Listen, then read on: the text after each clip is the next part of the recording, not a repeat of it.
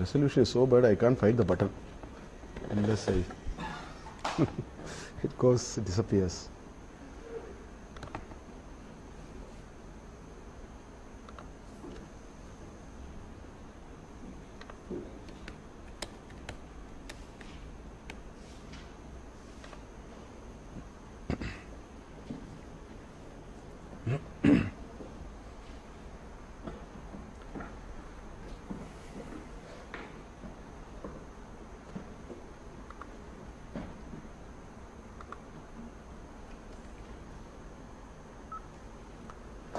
We'll start.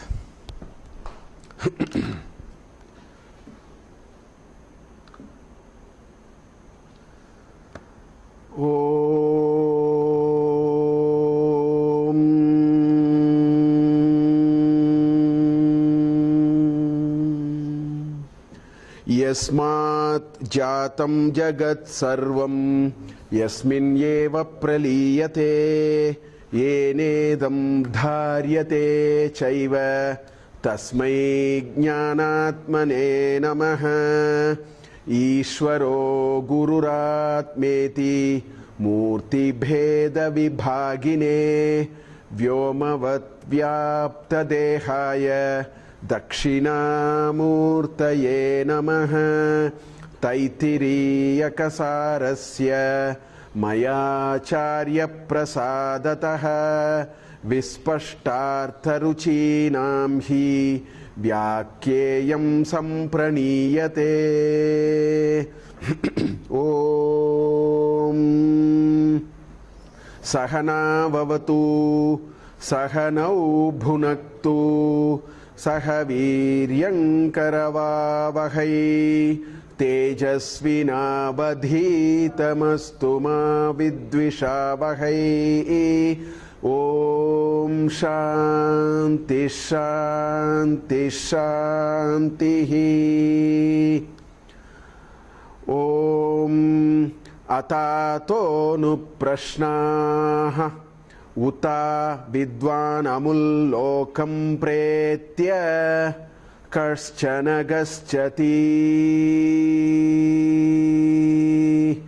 आहो विद्वान् अमुल्लोकं प्रेत्य कश्चित् समश्नुता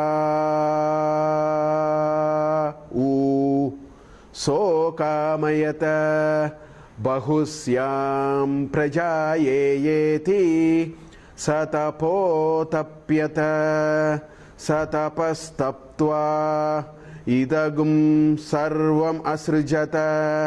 यदिदं किञ्च तत्सृष्ट्वा तदेवानुप्राविशत् तदनुप्रविश्य सच्चत्यच्छाभवत्। निरुक्तञ्च निरुक्तञ्च निलयनञ्च निलयनञ्च विज्ञानञ्च विज्ञानञ्च सत्यञ्च नृतञ्च सत्यम् अभवत्। यदिदं किञ्च तत्सत्यमित्याचक्षते तदप्येष श्लोको भवति।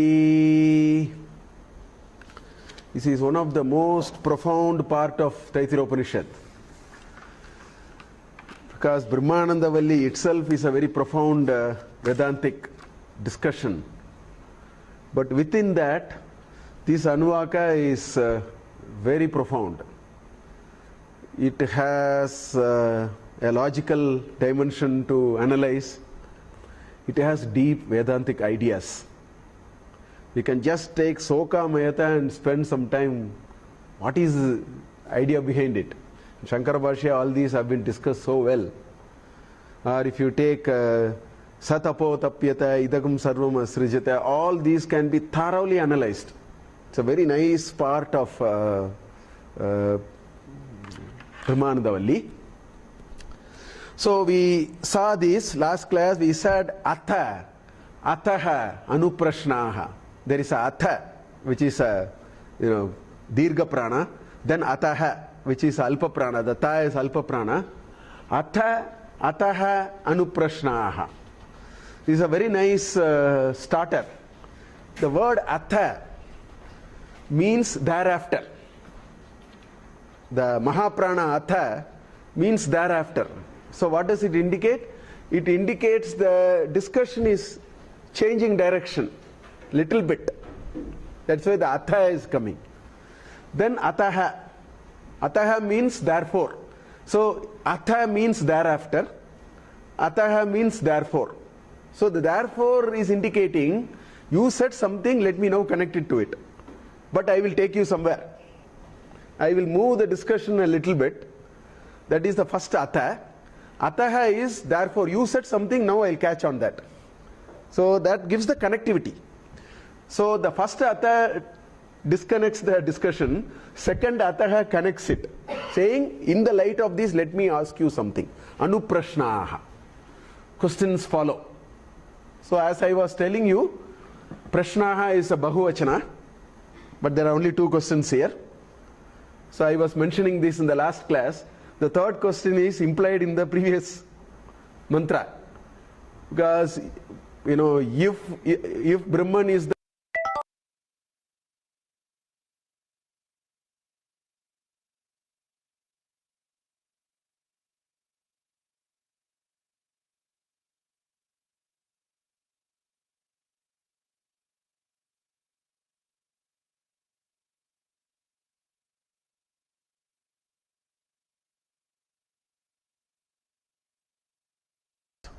two questions are direct.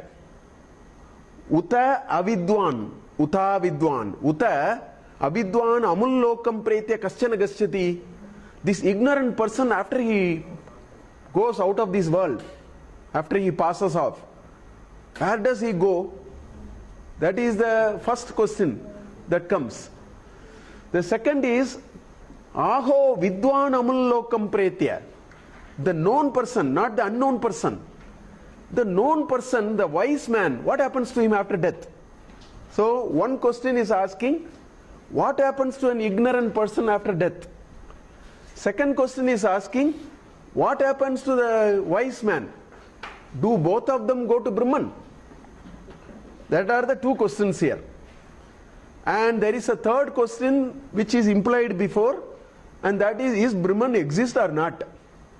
Because if somebody says astika buddhi, he exists. If somebody says I am an astika, he doesn't exist. So there is this doubt, lingering doubt. There is something called a Brahman or not. That's why prashnaha. 3 questions are there. Atato prashnaha, anuprashnaha. So what the Upanishad is now doing, it first wants to settle this question, is God exist or not? We started talking about it a little bit. So Shruti starts with that first question. Does Brahman really exist? Because the Brahmanandavalli started, the first mantra itself said that Brahmavida apnoti param. Brahmavit apnoti param. One who knows Brahman knows everything. He attains everything. So although it said it there, halfway this doubt is coming. Does Brahman really exist or not? So now it has taken it upon itself, let me now answer it even more powerfully, because this lingering doubt is still there. So the Shruti takes that as the first question to answer. So that's where the mantras follow. We started seeing it. So kamayata bahusyam prajayeti. So saha akamayata. It has used, saha is actually a pullinga. You can neither use pullinga nor strilinga nor napumsakalinga, because it is nirguna.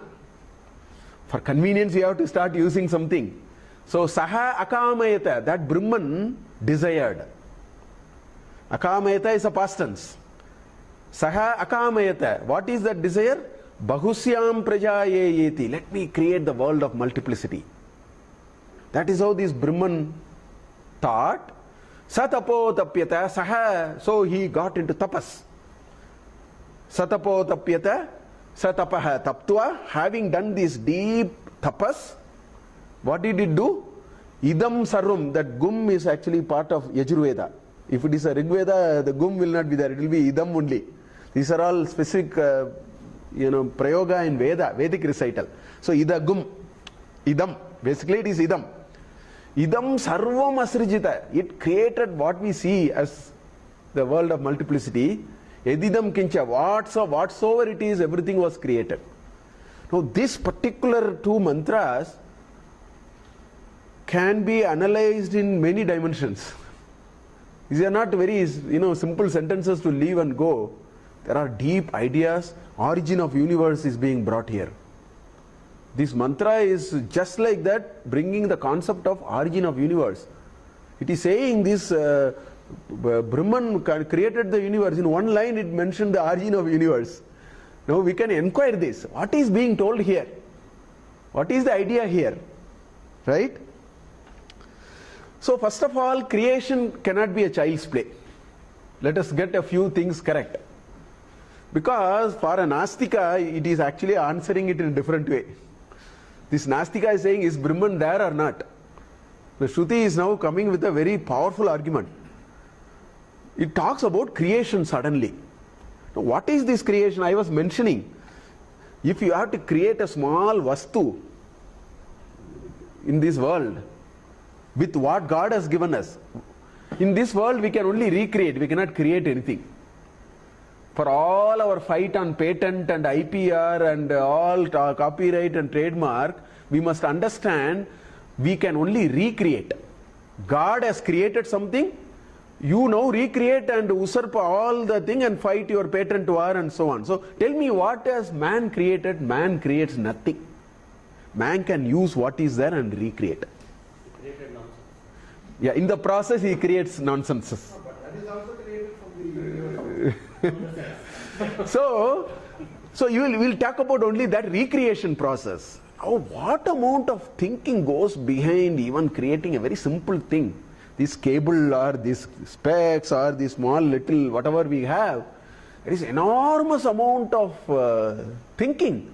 There is enormous amount of, even for the simple things, there is enormous thought, there is enormous experimentation, there is enormous reading, knowledge accumulation, commitment of time, commitment of resource, commitment of money and fund and all that. Because we did all that, we are fighting for the patent in our own ways. But for such a simple thing, if this is the amount of effort involved, I read a paper in 1999, Harvard Business Review. It was a wonderful paper written. This paper talked about, today we have this environmental problem. We say, ecology is disturbed, pollution, all these we are talking. This paper talked about a $3.2 million project, or 230 million, I don't remember, 3.2 million I think. $3.2 million project. This project was called Biosphere 2. We are living in Biosphere 1. This is Biosphere 1. God has given us this Biosphere. This project created what is called Biosphere 2. Tons and tons of money was spent. They created a 2.3 acre glass cabin.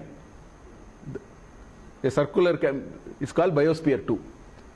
And what did they do? They wanted to know, can we create energy for people to live? This was the project. See, the Western mind is spending time on such projects actually. So they said, let us create conditions for living. So they created a glass, 3.2 acre glass. The paper said, Harvard Business Review paper said, that for all the effort they put, so many years of research they did, not more than 6 people were able to live inside that glass cabin beyond 6 hours. They couldn't produce oxygen, they couldn't produce water, everything we have taken for granted. Water is taken for granted, oxygen is taken for granted, carbon dioxide is taken for granted.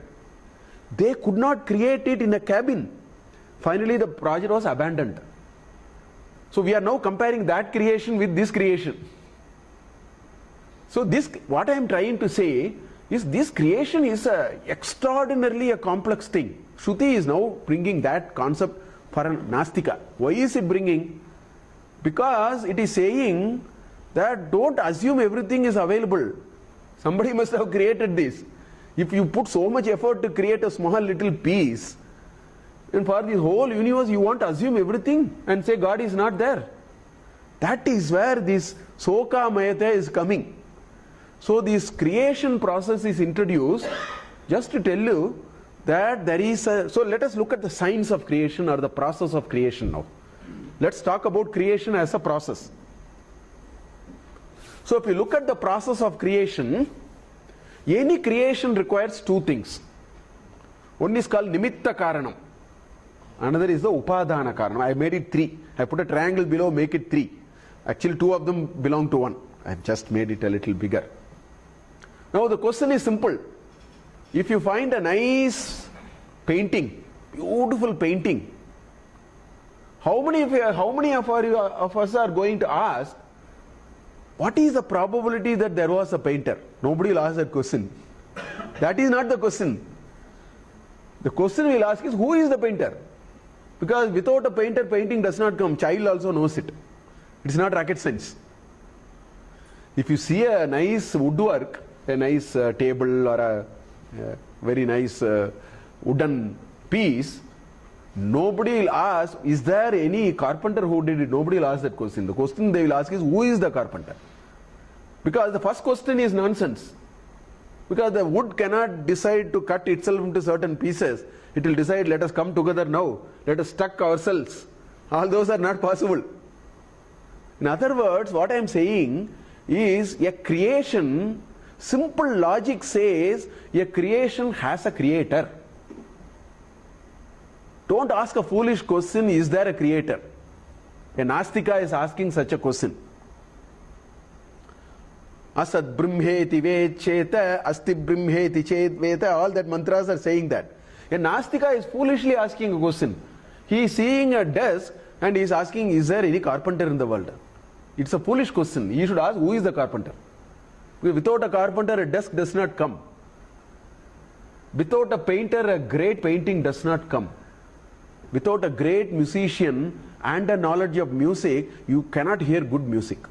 Don't ask foolish question. When you hear a nice music, don't ask, is there somebody called a singer?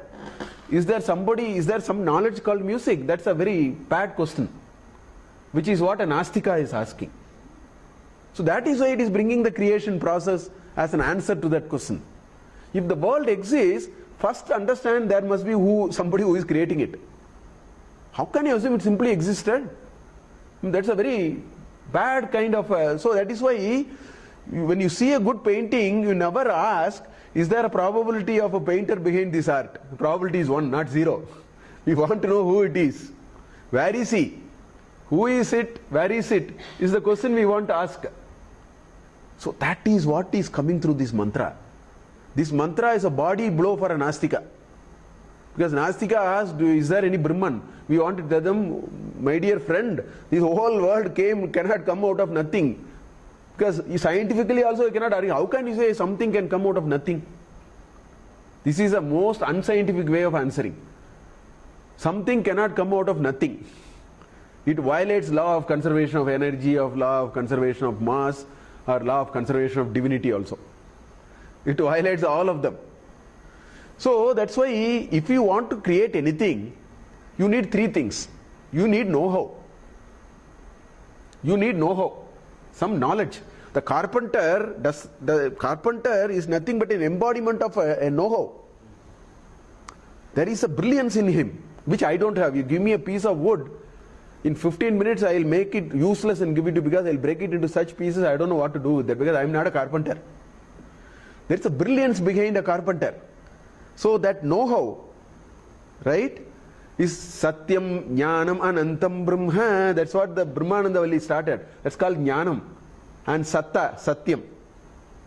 That's what, you have the doer and the know-how. These two form what is called Nimitta Karana, intelligent cause. The doer comes along with him with the know-how. Doer, know-how are inseparable actually. When you say carpenter, what you are saying is the doer has the know-how in him, that's why I call him a carpenter. Or the doer has the art of painting, that's why I call him a painter. So although I artificially separated it, these two are together always. There's a know-how imbibed by somebody, he becomes a skilled person. And he creates, sometimes raw material is required. Sometimes some material is required. If it is a material thing, we need material. If it is not a material thing, then thoughts and all those are the material. You can demat and do it. So that is why upadana karana and the nimitta karana. So this so kamayata bahusyam prajayayeti forces us to think about the creation process as a science, as a logical. We have to logically ask, how did I come here? How did this all beautiful materials I could put and then make a nice classroom? Make use of such a beautiful set of material, which who has given this? How can I simply assume all these away and then foolishly say there is nothing called God? I mean, this is a very narrow thinking. First of all, I should ask, where did all these come from? Who had the intelligence? Who is the carpenter here to create such a beautiful thing? I am the carpenter's assistant now doing some more additional work. I am only recreating. I am a low-level carpenter now. Once you give it to me, I will now stick it and then do it something else and ask for copyrights and patents. I am doing level 2 job. Now the question is, where is this level 1? That is what the Shruti is forcing for the Astika, for the Nastika. Nastika asked that question. He said, go back and ask, how did the creation come? You have to reach somewhere. That is called God principle. Somewhere it is implying all that with that mantra. One mantra. So kamayata bahusyam prajayayeti.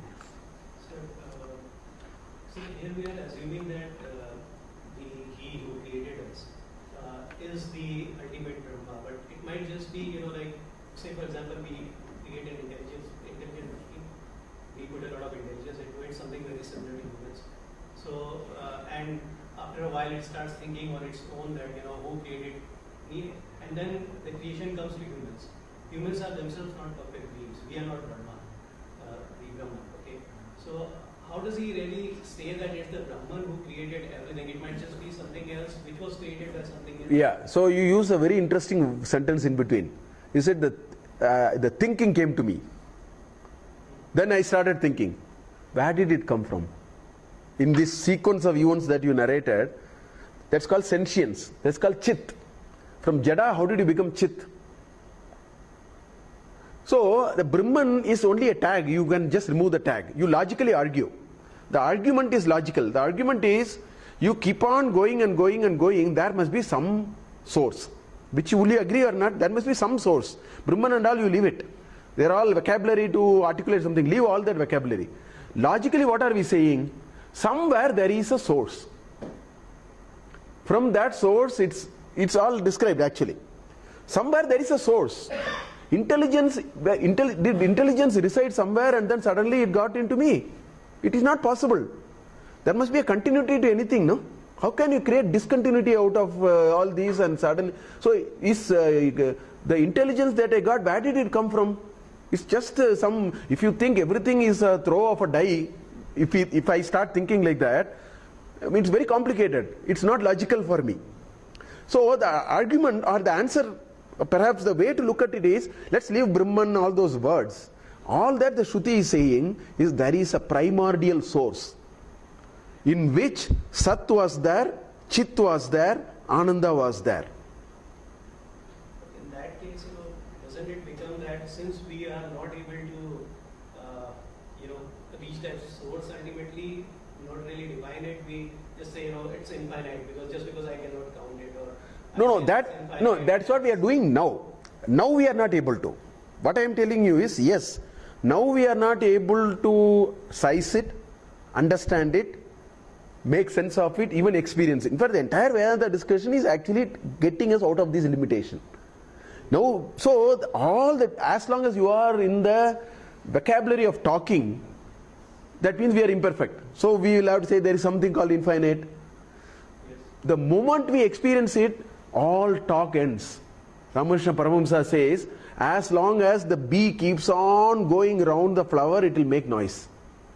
Once you sits and then starts absorbing the honey, the noise is over. Vedanta says that. Vedanta says that as long as you are talking, you are imperfect. The day you experience your talking comes to an end. So we are able to infer that. From We saw it just now in the mantra. Yato vacho nivartante apraapya manasa saha. It doesn't reach.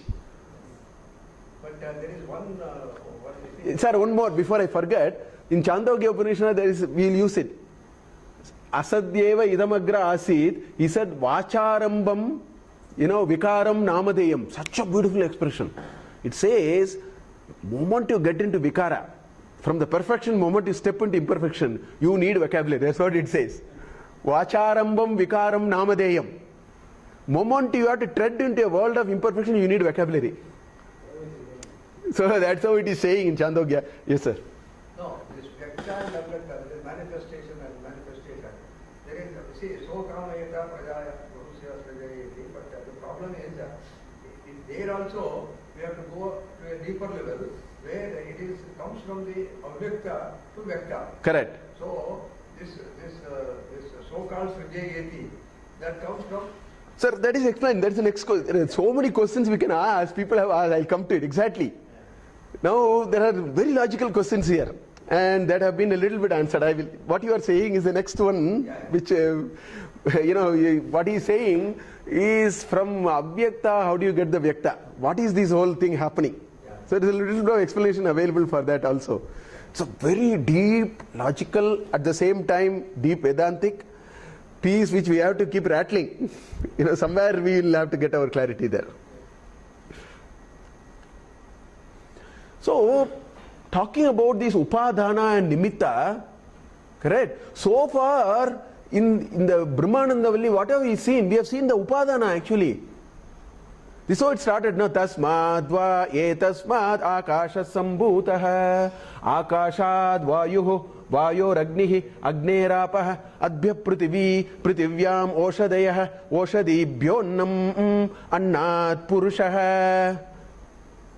That's how Annarasamaya, then Panchakosha. So far it has talked only the material. These are all Upadanas. So far the Brahmananda Valli, 5 Anuvakas, that all the sessions we have seen, it has talked about the material part. So Brahma, that so-called Brahman, is saying material also came out of me. Material also came out of me. Intelligence also came out of me. That's what he is getting here. So that's why he said, Tasmadva etasmad akasha sambhutah. From that only started Akasha. From Akasha came Vayu. From Vayu came Agni. From Agni came Apa. From Apa came Prithvi. So it is talked about the material on one side. Now it is talking the Nimitta. It is talking the intelligence. He says, I am bringing the intelligence. That's why I am doing. Sokamayata. Why do we go that far? It's logical. Why do you go that far? If I have to, I mentioned this last class itself. If I have to manufacture this glass, what is step one? I must have a desire to make this, either to make money or help people see. Some desire must be there. Without desire, action is not possible. Jnanam will not come without desire. Without jnana, desire will not come. Without desire, jnana will not come. Without jnana, work will not happen. That's why Icha Shakti, Jnana Shakti, Kriya Shakti, that order which I was talking last class. So Soka Mayata is an indication. What is it is telling there? It is telling if you want to create from Avyakta to Vyakta, you need desire, otherwise it will not work. Without desire, the Avyakta will remain Avyakta. When it has desire, it will become Vyakta. Just as much, this Specs was an Avyakta. Bosch and Lamb as a company was Avyakta. GE was Avyakta, it became Vyakta today. Wipro was Avyakta before 1950. It became Vyakta. Tisco was Avyakta before 1902. It became Vyakta. How? There was a desire. There was a desire in someone which... So desire is very, very important to manifest. That's the point it is making. The point it is making is desire is a precondition for manifestation. And the process of manifestation may require material, intelligence. That's a different issue. Without desire, no manifestation is ever possible. That's why if you have lost the desire, manifestation will go. It will come to an end. That can happen. We'll see more of it. I mean, it's a very deep idea. So now it is talking about so kamayata bahusyam prajayeti satapodapita, all these are coming. So it's saying, I need a desire without which manifestation is not possible. Now comes some very important questions. Because Shankaracharya has dealt all these in his Bhashya. First question is, how can Brahman, the so-called Brahman, I mean, whatever it is, Nirguna, Irguna, you keep all that, you keep on one side. How can this Brahman have desire? This is the first question. We will have this question. First question is, what are you talking about? Because look at the psychology of desire. You know why people have desire? The deepest psychology, what it says, you have desire because you are imperfect. What is desire? Desire is, I want to be like something. I want to achieve something. Why do you want to achieve something? Because you think by achieving that you become better. Look at this logic.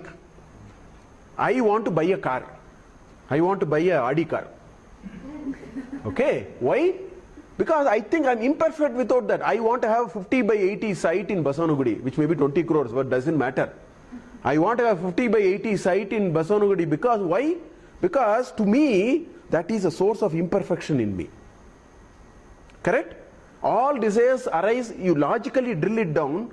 What you will find is a desire is a manifestation or an indication that there is a sense of imperfection in me. The day I am imperfect, desires cannot originate. Because a desire's purpose is to actually make you perfect. You found an imperfection and you endured for it and then reached it. Now the question is, then are you telling me Brahman is imperfection? This is where the question comes now. So kamayata. So, he is now desiring. That means, is he imperfect? That's the next question. Are you telling me then Brahman is, then it creates such a big problem. He has asked these questions and analyzed it so well. Okay, now let us look at this. Now let us look at the train of this desire. Okay, the train of desire is as follows. If you read Vedanta, or otherwise we can relate it to our common sense also. The train is like this. You start with avidya. You have a certain ignorance. You think by having a Audi car you will be happy. It's just ignorance, because after that you have 100 reasons why you are unhappy. And yet we endlessly go on this journey. That's a different story. We are not getting that. We think by doing this we will be happy. It's sheer ignorance. Vedanta says the train of events start here. You start with ignorance. So now Brahman has to be ignorant. That's why he is getting, because somewhere the desire is coming later in this train. You are ignorant. Okay? Because of ignorant you get kama. Because of kama you get into karma. And because of karma you get into phala. If you get into, I always say, if you get into a gutter to clean, don't complain about your white dhoti. That's not possible. You can choose not to get into the gutter. If you have to get into the gutter and clean the gutter, don't say my dhoti is getting dirty, I have a crystal clear white dhoti. That's a bad point you are making. So when you are getting into karma, phala will come. And Vedanta is the first one to say buy one take one free. You ask for good, I will give you bad also. You have to take. Titiksha is very important. Matra sparshasta kaunteya sitosha sukha dukkataha agama paino anityaha tamte shikshasva bharata. Vedanta taught us take one, give one, buy one, take one free. So you engage in kama. Kama is required for karma. You engage in karma, phala will come. Phala comes, you will get into samsara, because you have to now settle scores. Debit credit balance will come now. Moment you get into the domain of phala and karma and phala, then you have credit and debit. So, in the process of creating your debt, Vedanta is very smart. You know what Vedanta says? In the process of clearing your debt, if you collect a lot of good points, you have to also exhaust it. So you have to go for holiday share also. They are called devas. You have to go and enjoy in heaven.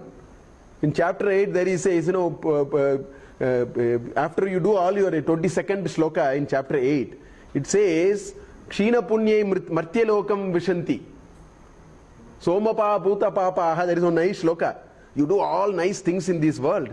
Your debit balance is zero. Your credit balance is very good. You will not be liberated. The credit balance must also be exhausted. Now you go to heavens. and enjoy your timeshare. Then come back, let us see what happens. So the point is, karma and pala is a very complicated route. That's why in the entire Bhagavad Gita he says karma pala asanga. Karma palam tyaktva karyam karoti. That's what again and again. Mukta sangha samachara. How many shlokas? That's a crux of liberation. So now the argument is, then are you telling Brahman is all here? Because soka mayate now. He has got desire. Now we have to resolve this. So is Brahman ignorant? Is Brahman imperfect? Is Brahman walking into the trap of avidya leading to kama, kama leading to karma, karma leading to pala, pala leading to samsara? It cannot be. So now how do we resolve this?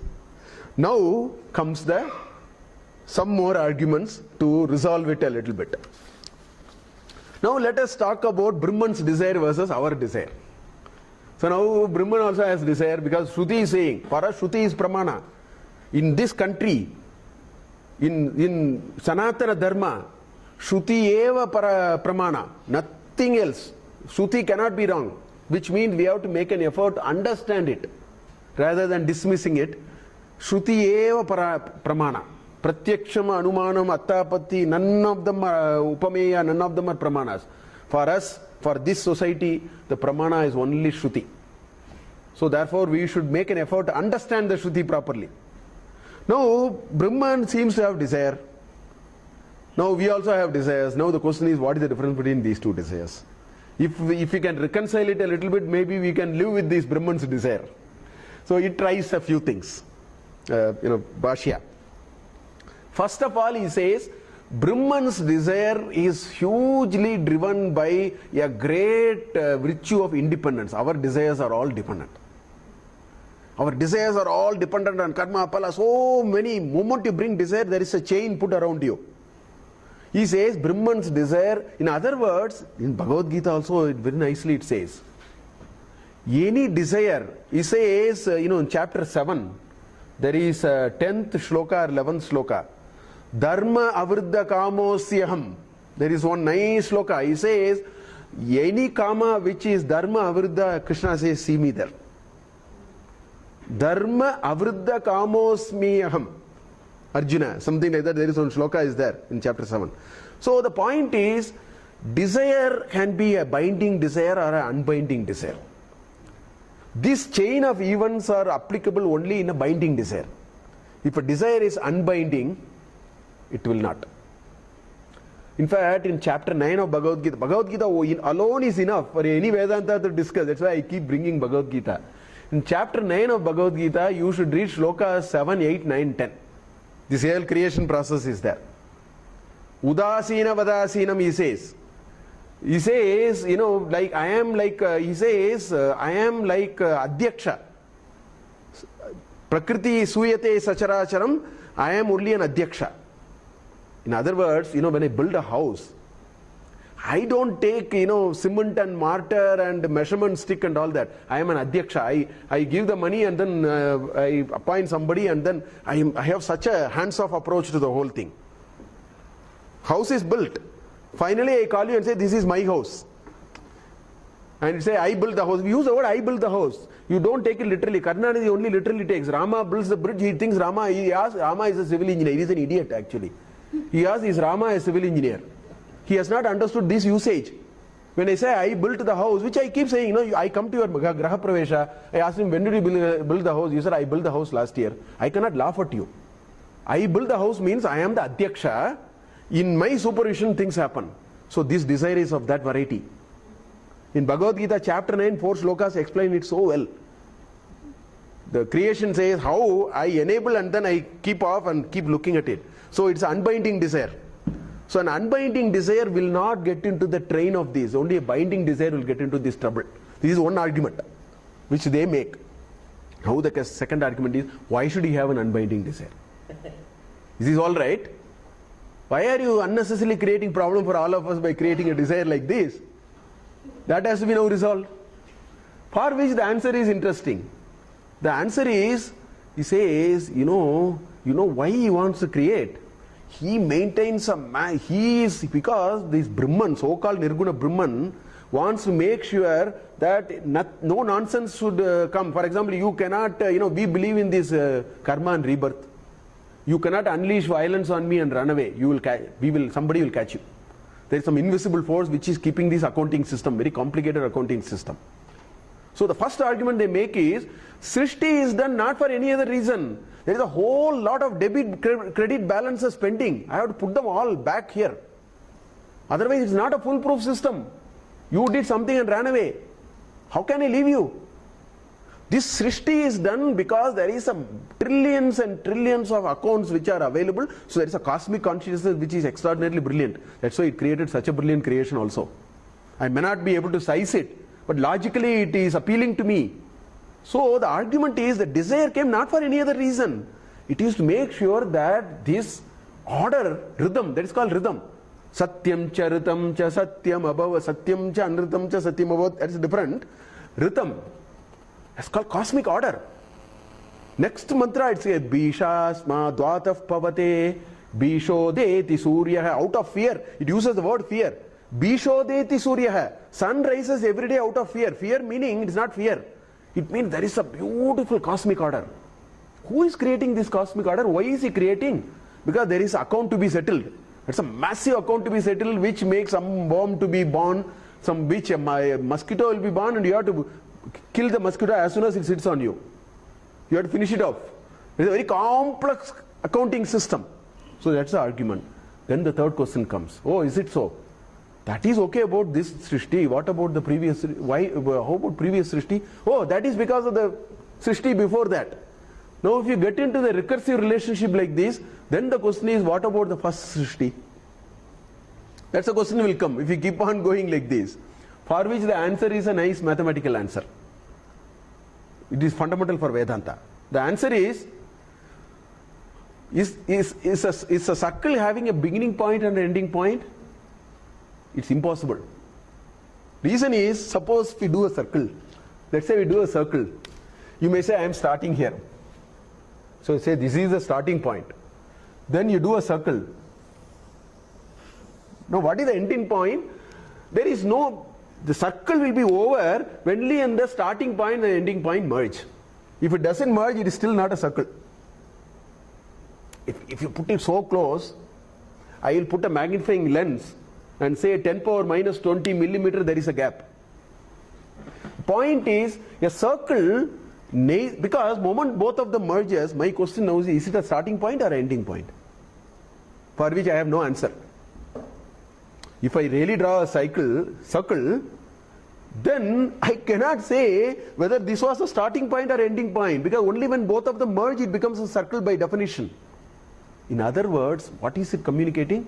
What is it communicating is this Srishti, this birth and death, this Punarjanma, this Yuga cycle, these are all not linear.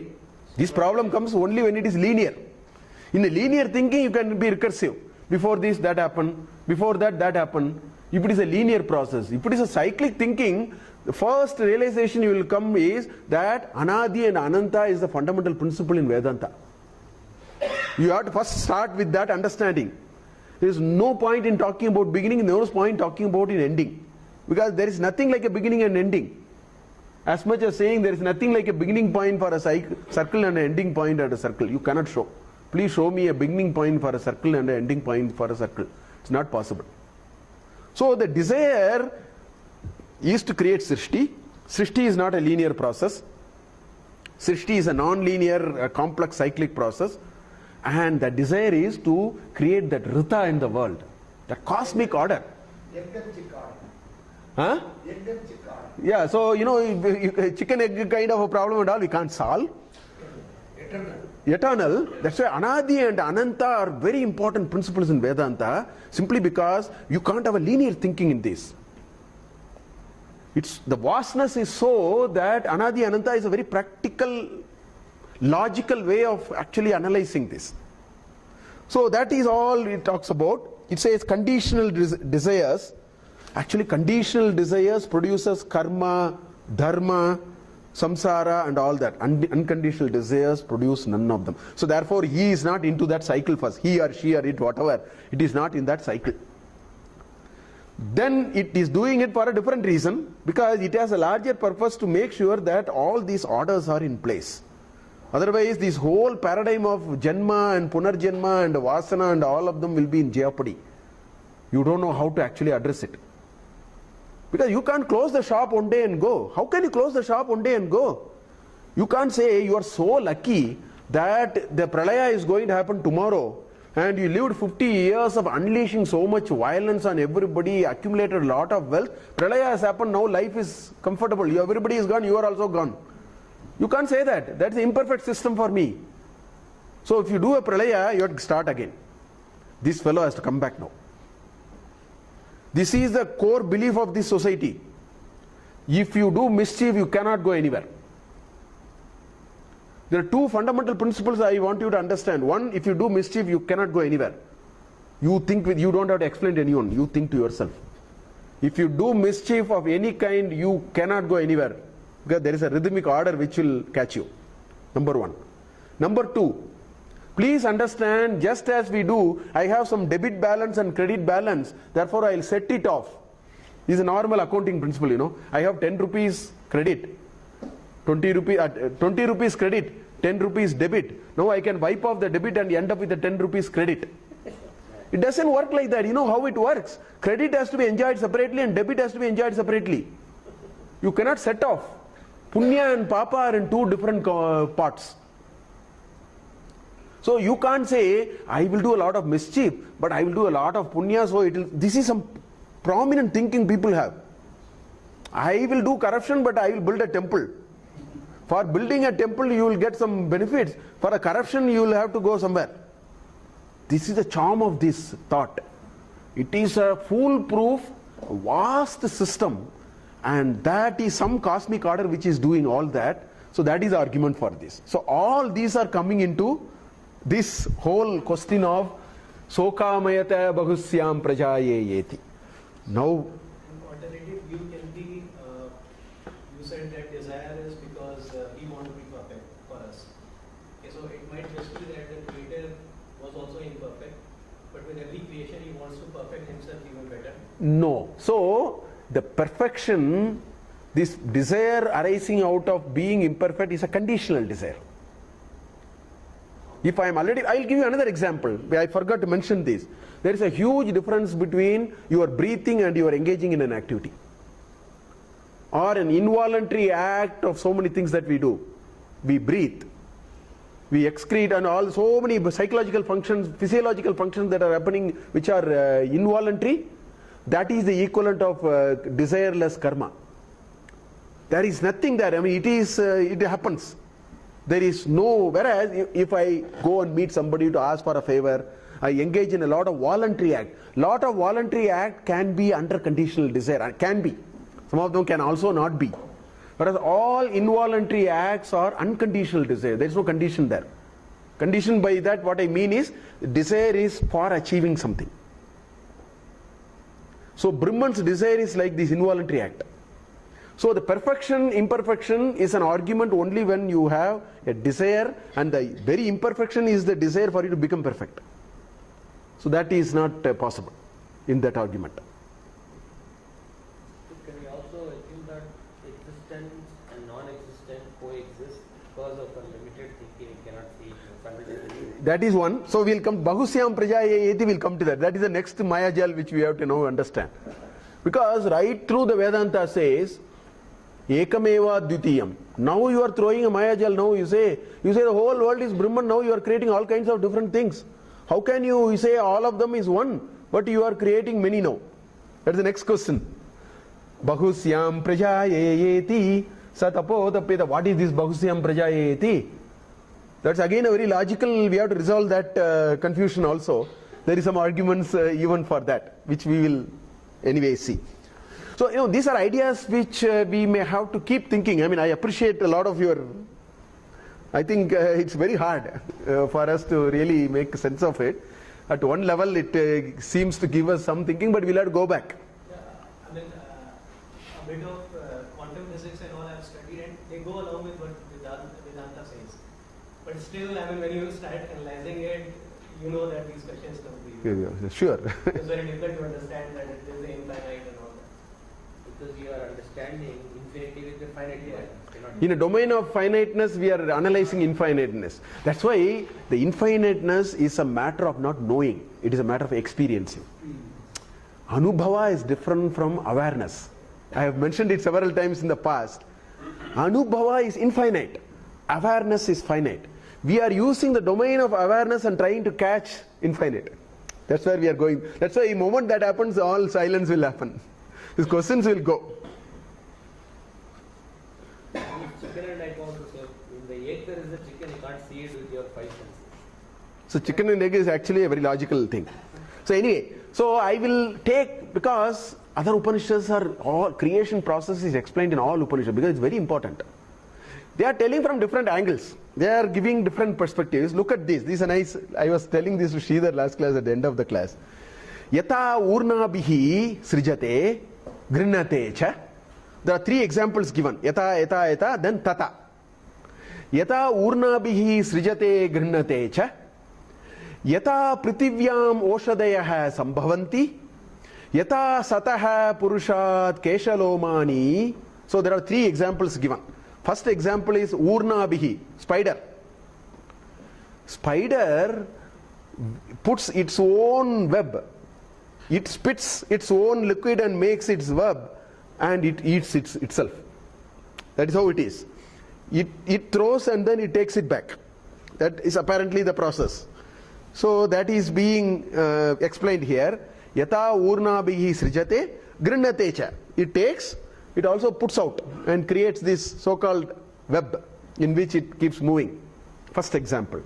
Second example, Yata pritivyam oshadaya sam. Please tell me, if I put one seed of something, why in the hell it should sprout? Please tell me. Why should it sprout? I just threw it on the Prithvi. Who created that intelligence, and then who actually is the nimitta there? I mean, with all our thing, we can't explain. We don't know. I mean, science will only say what is happening. It will not say who. Science cannot answer who. Science can explain how is it happening. If you get fever, science can only tell you so many bodies came, this virus went this way, so many thousand viruses. But you can never say why did it come.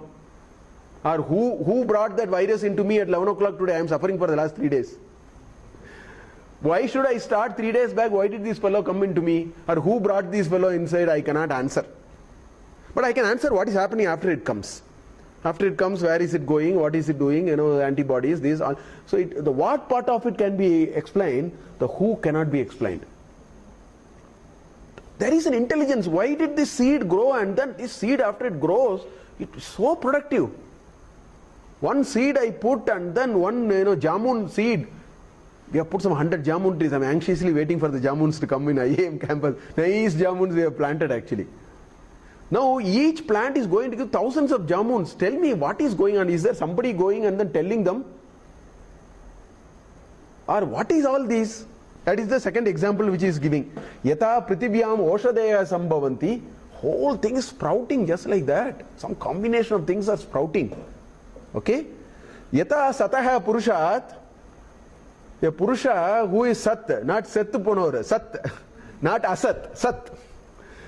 A Purusha who is existent, the hair grows. You see, Loma, Kesha and Loma are two words for hair.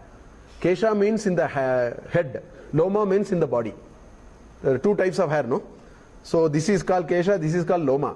It is just like the Loma and Kesha are coming out of a human body. He says, Tata. I mean, it looks like there is a sort of a nothingness. Out of his somethingness came. It was avyakta actually. When the child was born, it was pure, clean, shaved, bald, or whatever. Then suddenly it started sprouting. From where did it come? Now science will say, some protein is going this way and that protein is mixing with this protein. I am not asking that. You are saying the after effect of what has happened. I am asking what is caused, how is it happening?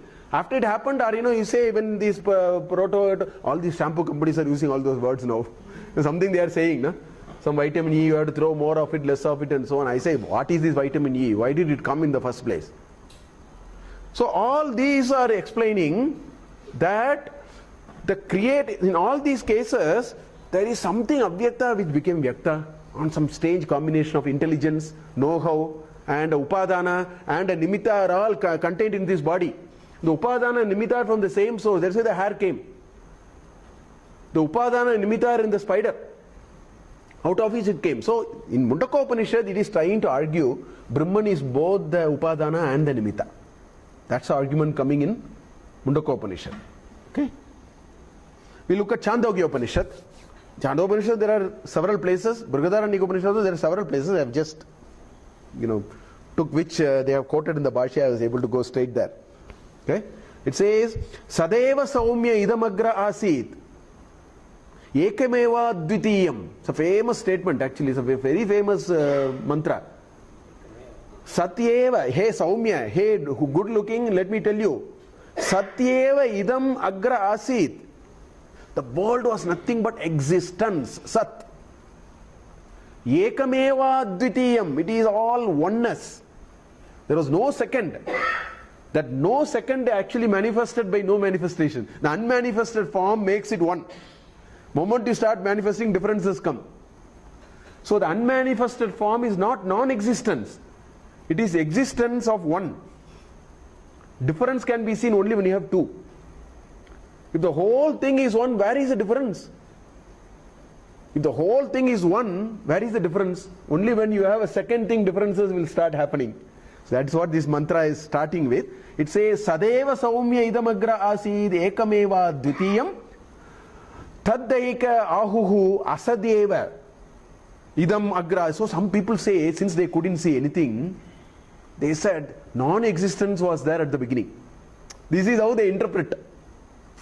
They interpret saying it all was non-existence. Okay? Asad, it says, agra asad eva asit ekam eva dvitiyam tasmat asataha sat jayata. Therefore, using this argument, it says, out of nothing, something came.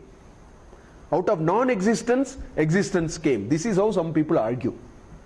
And how did they recognize non-existence? They could not see anything. So this is how, look at this logic. If I can't see anything, it is non-existent. Science also tells me if I can't see anything, I am one with the system. Particle physics is saying that. If I am one with the system, if I am merged with the system, I can't see. Heisenberg's uncertainty principle started from there only, no? Yes. The Heisenberg's uncertainty principle started from there. You are part of the system now, you cannot measure. Neither the speed, if you measure velocity, you lose the position. If you measure the position, you lose the velocity. That is that quantum physics starting, getting into Vedanta. So, not seeing anything to say it is non-existent is wrong. Non-seeing anything means I am part of the larger system. No, there is only one. So that's what this Chandogya Upanishad is arguing. So it says, Kutaha tu kalu saumyaha saumyam evam asatyaditi hovacha katam asataha sajjayate itihi. The Rishi uses logic. Come on, tell me, what are you saying? How can you get something out of nothing? That's not possible. Logically, let us first dismiss it. Pure science. Let's dismiss. Nothing can, you cannot get anything out of nothing. That's what he is saying. Kutastu kalu saumya evam syat. How is this possible? That's what he is asking. How is it possible? How can you get something out of nothing? So he says, Satveva saumyam idamagra asid ekam. He once again says, no, it is only existence. Ekameva advitiyam, but it's all one. There's no second thing. It's all one. There's no second thing. Sateva asit, idamagra asit. Ekameva advitiyam. So that's what this Upanishad mantra is saying. Now, these are all very profound concepts. See, if you have to win, parajaya, if you have to win, I think Ravana and Rama conversation, somewhere it is there. You have to win. You can win only if you are in a world of duality. If you are in a world of oneness, who is going to win whom? Please tell me. The question of winning comes only when there are two parties or more. So this Advitiyam is a very profound concept. Advitiyam is a very profound concept. Advitiyam is a measure of imperfection. It is a manifestation of reality in a particular way. How can you win if you think the whole world is one, there is no winning, there is no losing. That's why the Parabrahman is called one who cannot be won, one who cannot be win over.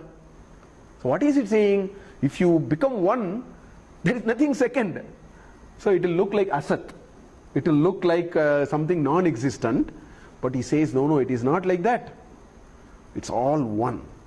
Now, Bahusyam Prajaya Eti, how did it come? Then that question still remains, which we will continue in the next class because it's already 7 o'clock. I will stop here. All that to say that this is a very profound part of Taittiriya Upanishad. This one Anuvaka, maybe 3-4 classes we will look at, I think. Already 2 classes are over. Because it's a very good idea. Deep logic. I mean, little difficult to comprehend at times. Sometimes it doesn't fit into our expression. Sometimes it doesn't fit into our logic. But it definitely helps us reflect and start thinking a little bigger. And that is the charm of this. Definitely it is a very logical argument against Nastikavada. Not existent is a very simplistic assumption about universe. If you can't find out, don't come to a conclusion it doesn't exist. So that's a very unscientific and a very narrow perspective. So this blow is for that question which he asked. He says, a person who says, Asadeva, Asaneva Bhavati. One who says non-existent will become non-existent. He won't tell you will become non-existent. Don't do that. Think about it more logically.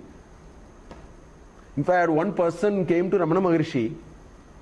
He came with all preparations because he wanted to actually argue to Ramana Maharshi there is no God. So apparently he came to Ramana Maharshi. Ramana Maharshi came and said, there's nothing like God. There's nothing like God. Ramana Maharshi said, I have agreed with you. That's all. So the whole argument was over. There was no second sentence. So he didn't know what to do. He prepared along. He said, no, I agree with you. There is no God. Satyeva idamagra asit ekameva dvitiyam concept that. Then he smiled at him and Ramana Maharshi asked him, forget about God and all here. Leave it. It's too big for us. Leave it. Do you think you exist? Do you think you exist? He said, yes. Now go and inquire when you said you existed, go and ask what is that you are talking. That's all. God and all not exist. I also agree with you. Let's leave it. There's nothing to argue there. But you find out whether you exist or not. Do you believe you exist? Yes. Go and find out what is that you. When you said you existed, find out what is that I. And then let's talk further. So like that, it is a deep idea which we need to little bit reflect, but it can help us life. I am telling you the greatest advantage of Vedanta discourse and Vedanta thinking, it cleans up our approach to life. Contrary to the thinking that Vedanta means we become disinterested in life, no, it will give correct perspective to life. We know what to take, what to leave. We know how much to suffer for something and how much not to suffer, because these ideas are all very high level ideas which puts us in perspective. That is the charm of all these Upanishads, I think. We will continue in the next class. Thank you.